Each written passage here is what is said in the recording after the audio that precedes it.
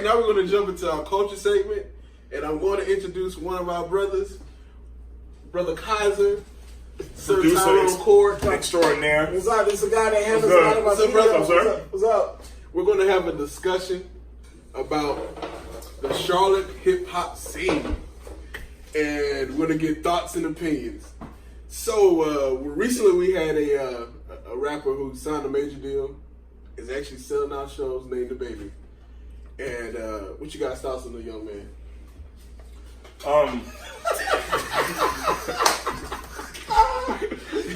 This is such a setup. I hate this. This is such a setup. Well, I can see the horns coming out of his head right now, man. I have to preface my statement by saying this. It's not like anybody that's watching doesn't know this, but you know, I'm the old grumpy guy when it comes to hip hop. My ears just can't really tune into this new style of hip hop or what's going on musically with hip hop. I listened to DaBaby's album, believe it or not. Yes, I did. I went on Tidal and I said, this is a Charlotte guy. I at least have to listen to the Charlotte guy. I kind of knew I wasn't going to like it, but I did it anyway, man. And this is my total objectivity talking because I'm labeled a hater so many times, man. I gotta. It's like big red letters, like Jamal is being objective today, and I need everybody to understand this, man. I listen to it with an open mind and an open ear, man. And I don't think in a technical sense, like he's not trash. He's not like whack, trash, words I normally use when it comes to today's hip hop. I'm not going to use that with him. All I'm going to say is, like, for my personal taste and what I like about music and what I like about hip hop, it didn't register with me. But I'm only one person, okay? Let me also say this as well.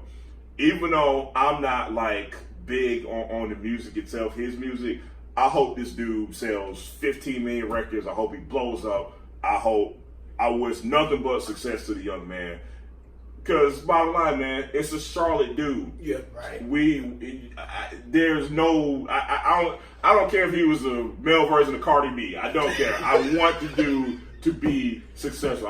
And again, I do not think this young man is whack at all. I just don't. It just doesn't register with my snobbish, weird musical taste. Yeah, and I co-sign 100%. I've listened to the album 2, maybe 3 times. He got skill, he got flow, but I don't. Subject matter not for you. I don't. Yeah, that's what it is for me. It's the subject matter. And this is his first major deal, right? Yeah. So with that being said, as he continues to grow, I hope the subject matter kind of changes, kind of gets better. But I support him 100, especially being from the Queen City. But the subject matter is just not my cup of tea. So my musical taste almost mirrored Jamal's. In fact, that's how we met. We're going to shout out to Mighty Name Mike Fights and QCHH, Crown Station. Shout out to Eric Raymond and the Graduate. So my thing about debate, not just him, but I will never knock anyone's hustle in the game. Right. We know that hustle actually beats out talent 9 times out of 10. Especially in music. Especially in music. And for a young black person from Charlotte to, hey man, go get it. Yeah, go get it. All right. Yeah. So, now that I've said that, I don't feel that DaBaby is representative of Charlotte hip hop, at least from a musical sense. And let me say this: you are more than licensed to say this. I want to make sure everybody is completely clear about what this man himself is saying. He has been immersed in this hip hop scene forever, so yes. I just don't want anybody watching this to be like, well, "Who's this guy? Why?" You know what I mean? So, the thing is, I'm gonna interrupt you. I'm sorry. I remember going. We used to go to the open mic spots, and you used to have to show and prove, and you had to earn that respect as an MC. So that's where I come from. Right. New cats, like, they have to do that anymore. I understand it's a different music era.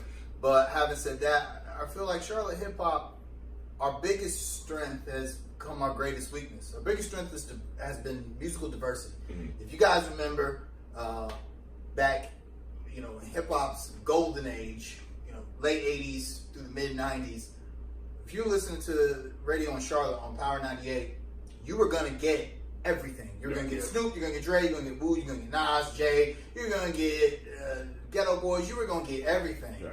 And you know, as a result, 15 years later, that diversity showed itself in Charlotte's music culture. Everyone is, you know, Atlanta has their own style. St. Louis has their own style. Charlotte style is an amalgam of all of those styles. Okay, so which is kind of like a microcosm for the city. It is. No, it is. Yeah, it it's is. Yeah. So, but the problem is that now, though, now in Charlotte hip hop, everyone tries to latch onto a singular thing. Yeah. And it segments the city. You got your boom bap guys over here. You got your MCs. And to me, DaBaby has done that. He's latched on to this one thing. And there's also I understand he signed the Interscope, huge record company, and there's always going to be this image thing with him. There's going to be the fact that we can't dance around this. He shot somebody, so he's got that street cred. You know, it was publicized. Shot and killed somebody, and on his album cover, he's rocking an LA hat.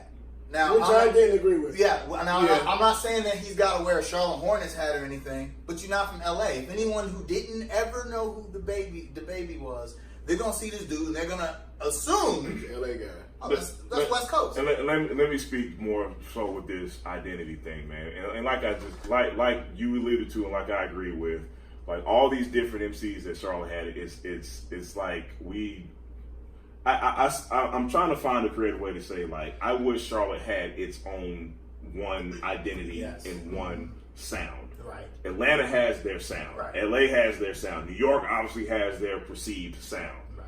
I want Charlotte to be like, man, I hear the city of Charlotte, but it speaks to Charlotte's lack of identity. Right. And with that album cover and the hat, that's the LA hat, it's like, dude, we need something as small of a detail as other people might think that is. It was a big deal for us. It's like why he needed to wear the hat Vince is wearing today. Like come on, man. Like the city needs this, man. Just a caveat to that. Even with that, every time I've seen a clip of him doing a show, he is wearing. I will give him that. But as far as that album cover, the main but his album before that, the Blank Blank one, which I think was actually better than the one he just put out. But the Blank Blank one, he did have on a Hornets jersey with the orange background and stuff like that. I think the Blank Blank was more the introduction. Well, but y'all know how the industry is. Yeah. Somebody in Interscope years and years and years ago, when I first moved back to Charlotte and I started doing music again, I was in the studio and someone's like, "Me, you gotta hear Kaiser rap." So a producer came in. I won't say his name, but everyone knows who this person is. Mm-hmm. So well-known producer came in and he heard me, and he was like, "Yo, you're dope." But in the verse of the song, I had said there's some Charlotte references, and he was like, "But you know what? You gotta really remove those local references because it limits your audience." I took offense to that one because I'm taking offense to that. Yeah, but my thing is, I grew up listening to cats from New York talk about being from New York. I grew up listening to people from Atlanta. You know, the first thing I probably say that I was like, how can we have a dude that rep St. Louis? Yes, we can't have a dude that rep Charlotte. Really? So do you guys think that somebody in A&R told him that it would be better to put on that LA hat as opposed to something representing? You can probably speak to this, man. A&Rs look at every single detail when it comes to marketing and artists. So for damn sure, somebody looked at it and was like, you know what, the LA hat is a little trendier and cooler. So yeah, we need to throw that on the album. Think about this. Think about where to take it to sports. The Charlotte Hornets, God bless them, are kind of the laughingstock of the league right now. You're gonna take your number one guy that you just signed to the $1 million deal, put him out there in the face of the nation with a Charlotte Hornets cap on. Ain't no A&R in the world going to allow that. Which is ironic because Charlotte Hornets jerseys and gear was We're like big. the hottest commodity in fashion in the At least 90s. put a Cam Newton Panthers jersey on. At least they're relevant. I'm almost. I don't know what kind of relationship the baby has. You know, young guys like. Cause me, I'm not gonna compromise on that. Mhm. I'm gonna be like, okay, if I can't rock a Charlotte joint, I'm not rocking anything. I'm certainly not rocking an LA hat. Yeah. But you know, I mean, this is his first major label release. If they say, hey man, I want you to rock an LA hat, I'm gonna rock it. Yeah. Because he's thinking about where he's coming from and where he's trying to get. But So. to the bigger discussion, that is a major problem in Charlotte hip hop culture. Yeah. People don't, you guys don't understand. Charlotte is the land of retired rappers. Yeah. I could literally just start naming dudes. Yeah. It's rappers that y'all used to love that come over here to the studio over there and just hang out. So It's a list of them. They hear a lot. so They hear a the lot. culture is here, Right. but for some reason it can't get the recognition. Sadat X was here. Yes, he was Yeah, here. I mean, so they. To me, it's just like people don't have like you said. It's the image thing. Like people are like, okay, Charlotte, North Carolina. What are they known for? It's that Mid Atlantic, East Coast, Southern. Because if you go to Raleigh, Durham, it's a little more conscious, a little more lyrical. And in Charlotte, they like Charlotte the same way. Charlotte's a whole different type of place. It's a melting pot, man. It is. Yeah. And no, I mean, I wasn't gonna say too much more after that, but I'll just say this, man. Like, you know, being that I'm the old grumpy hater and stuff, I'll say this about Charlotte, and I'll say this about music in general, man. Like when I come across and I'm doing my angry music snob steez, it is out of a legitimate concern for the art itself. I am concerned. No BS, man. I am concerned for where the art is going because I don't want to look back. Like I don't want to be 10 years from now and like everybody is the same artist, man.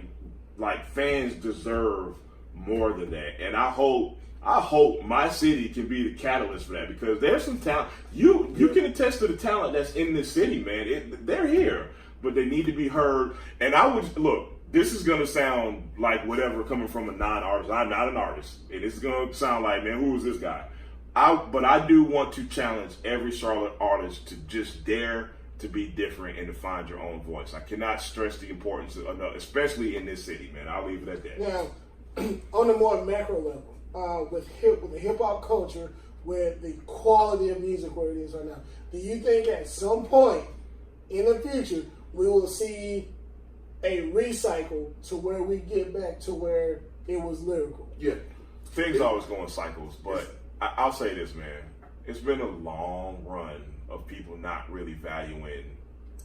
It's I mean, but if you look at two of the top three artists now, they are considered more lyrical. I mean, you got the J. Cole. Because I'm gonna tell you why. Because it's a lot easier to stand out now, man. Wait. Yeah, okay, so who are you considering two of the top three artists right now? You say J. Cole. Kendrick. And to me, I mean, like I'm just on a mainstream level. Yeah. Like they're not like my top. Yeah, we get it. Guy, but on the mainstream level, those are two of the three. Yeah. And then you got your Drakes. I mean, and Drake ain't a mumbler.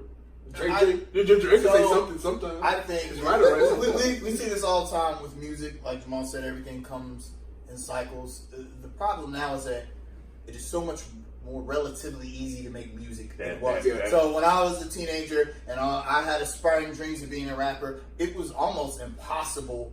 I mean, first of all, you had to have money because you needed to pay for studio time. You had to know someone that had a studio or be able to get on. Then you record your demo. You needed the beats, the production. You needed all that. Right. And then you had to shop that demo around to an A&R where it was probably going to sit on somebody's desk and then maybe somebody listened to it. And they might tell you you're dope. They might tell you you're whack, and that was it. Right. Now, you can just literally release an album in a day with, a computer program. You need two things. You need a computer and a phone. And that's it. And that's it. So now you have some, and rapping, from a music theory standpoint, is not like singing. You know, everyone knows whether or not they can sing. Right. Not everyone knows whether or not they can rap because it appears to be so easy. You're just saying words, Right. you know, in a rhythm. So everyone thinks they can rap, and it leads to like this, you know, cognitive dissonance that I can be a rapper too. I can release an album. So. Which speaks to my concern for the art, because you have people who are not even thinking of rap as an art. They're thinking about it as a hustle. And you know who is a prime example of that? Lil Dicky.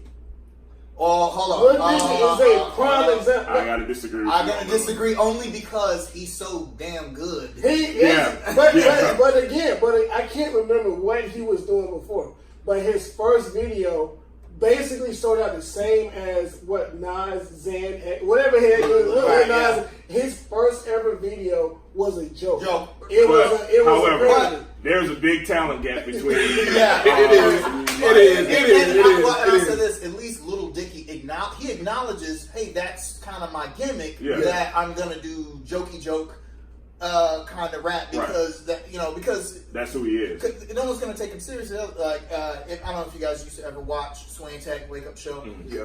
When Eminem came about, he was in the Rap Olympics and he ended up losing to Juice. You young cats, look up Juice the MC. But he lost to Juice, and Sway Tech had everybody come into the studio the next day and just start freestyling. Right. So when Eminem comes up, at this time he was only 18 or 19 years old, he starts spitting them battle raps, you know, that he was spitting. And nobody was feeling that. Right. They're like, this is my kids. So he started doing the jokey raps. Met a retarded kid named Greg with him. They loved that. So he was like, okay, I'm going to grab that. Ironically, and his label, Interscope Records. Dre saw something. They saw something like, people like this. Like, we know this guy has talent. We know what he can do, but it's gonna blow once we do it like this. Hi, my name is. It's gonna resonate among so many. I hated that and look, song. you might have hated it. I hated it. You might have hated that song, but damn sure paid attention to it. Like cause like it was something you didn't see before. It was like, hey, Redman. Nah. Redman was jokey kind of, but not to completely sidetrack the topic. M is always a point of contention in hip hop because he's so talented, but he's polarizing. The thing was he got away with that particular thematic style because he was white. Right. He was able to say which things. He openly admits. He does. Yeah, he acknowledges that. Whereas Redman kind of was, but Redman had a gold record. Eminem had a 13 platinum record. So and that's one of the things we're still fighting in hip hop. You know, it's let me ask you a question. Who is your favorite Charlotte artist besides yourself? Oh man, that is a great question. Yeah. Oh wow. Look, you don't have to defend nobody. Just give me like 3 or 4. Okay. That's your favorite. Yeah. Ike Yago, who I agree. The fact that we did an album together last summer that has nothing to do with that. He has Old Man in the Cave. Look it up. But he has an album called The Unconventional. Came out maybe 5-6 years ago, and I'll fight people over this. That's one of my favorite hip hop albums ever. It's on SoundCloud, Spotify. Yeah, I mean it's really good. It's got production, local production, DR, Sean Dorsey, a lot of people like that. So him, New Cats, Elevated J. I like Elevated J. Yeah. I first heard him when they had the studios in Instant Music Factory years and years ago, and I thought, man, this guy's gonna be really, really, really good. Besides that, there's so many good people. I don't want to leave anybody out. I just really don't. You think about Luke. Who? Luke. Oh, Dreamville. Yeah, I think he has potential. So, them J. Cole cats, like, I feel like they're, okay, first of all, they're great artists, okay? But as far as, I'm a very technical MC. Technical ability means a lot to me because the essence of rapping is what you do with words. Right. Are you able to use them differently? When I write, I'm trying to think of something no one else is ever going to think of. And I feel like those guys are good, but they're not, we acknowledge them as good because the bar is set really low nowadays. I don't want to talk bad about J. Cole because he's a North Carolina cat, but it's like, if it was 1997, he'd be lost in a sea of dope MCs. But because, who else is there? Right. props to him for taking advantage of that. I mean, what else is he supposed to do? Right. But I just feel like I'm ready for lyricism to come back. I remember, sometimes cats would say a line and you'd be like, oh, wow, you rewind it. Nobody does that anymore. The old guys are trying to bring it back. If you look at last year, you had, Jay had a dope album. Royce 5'9" had 2 dope albums. Black Thought had a, dope album. Now we are not at our shout outs section yet, but we would be remiss if we did not shout out one person in this hip hop segment. I've got to shout out DR. We got to, man. You cannot call yourself a Charlotte hip hop fan or be a part of this scene without mentioning that dude. Yeah, I only mention him. Number one, he's my friend. Number two, man, he's been doing it so long, man. It's probably been close to 20 years since I've known him personally and since I've known him as a DJ, man, and as a producer. So Charlotte hip hop can't be mentioned also, without mentioning Charlotte DR, hip hoppers. If you've never heard of Matic. Yeah. Oh, no, thank you. I got a story about Matic. Okay, go ahead. Matic, DR reminded me of Matic. There was a group in Charlotte called The Others. Yeah. To make a long story short, they got noticed by an international act called Wax Taylor. Yep. Who I saw, and I'll tell you that. Yeah. So Matic, they asked them to go on tour with them, but because they're overseas, based out of France, they all couldn't go. Matic decided to take the plunge, and now he's just look up Wax Taylor on YouTube. You'll see videos of them rocking shows for 50,000 people. But he still bleeds Charlotte hip hop. He lives in France now. He's an incredible artist and MC, and he's probably the biggest name to make it out of Charlotte on an international level. Yeah, and I mean, even up against DaBaby, because international, for y'all don't know, hip hop internationally is like. Yeah, way bigger than it is here. When I went to France, we were in the car, and they were rapping Biggie in the car. Yeah, they didn't know English, but they were rapping Biggie in the car. I was kind of blown away. All right, so I know we're getting long with it about this, so I'm gonna try my best to keep this short, man. But I gotta tell this story about how I met DR and Matic, man. I think it was like, man, God, might have been the year 2000, man. Tremont Music Hall. Anybody who has ever been to Tremont Music Hall, it is the hottest place I've ever been. It is the raggediest, hottest place I've ever been in my entire life, but I missed that venue so much. I saw the Roots perform there, and the others were opening up for the Roots. And I'm looking at this group, and I'm just like, and I was like, wow. Like, in my own ignorance, I'm just like, I didn't know Charlotte had people who could rhyme like this and who could rap like this. And that was my introduction to Matic and DR. Fast forward years later. So I took a trip to LA 2 years ago, and I'm looking at my phone for stuff to do, and I just noticed that this group, Wax Taylor, was in San Diego one night, and San Diego was 2 hours from LA. I was like, I gotta go to San Diego to see my boy, man. And Matic comes out. I'm freaking out like a little girl because I'm so happy. I'm so happy my boy is getting this international love, because this venue had about 2,000-3,000 people in the manor, and they were just totally into it. I'm not going to say that I knew anything about Wax Taylor at this point. I was just going to support my homie, and for him to have that moment and for him to be succeeding like he is now, I could not be happier for the dude, man. So, absolutely, yeah. That's all right.